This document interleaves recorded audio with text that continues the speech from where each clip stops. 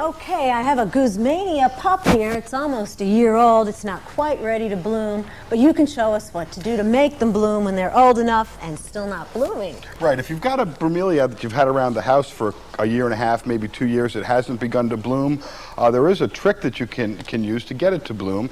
And what we're going to do is give this plant an ethylene gas treatment. Ethylene gas can easily be produced by rotting fruit or decomposing fruit, and in this particular case, we're going to use an apple. That works. A plastic bag and the Guzmania that you have.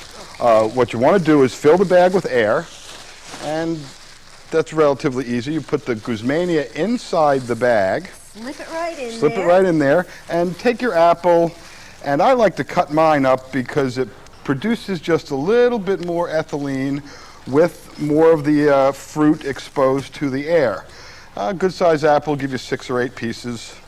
And just go ahead and chop it up inside. And then as they rot, the gas gets released. The gas is formed as the decomposition begins. So what you want to do is get a little air in here, and if you need to, you can blow it up a little bit, like a little balloon. Go ahead and either tie it off with a twist 'em. Today we'll just go ahead and knot the top. The gas treatment should last somewhere between 48 and 72 hours, and you can leave the plant in its normal place. If you leave it in bright sunlight, the ethylene gas is going to be formed a little bit more quickly. If it's in an area of not so much light, it will produce a little bit slowly. But again, 48 to 72 hours, that gas triggers the flowering process, and a short time after this, 3, 4, 5 weeks, you should actually begin to see the blooming process.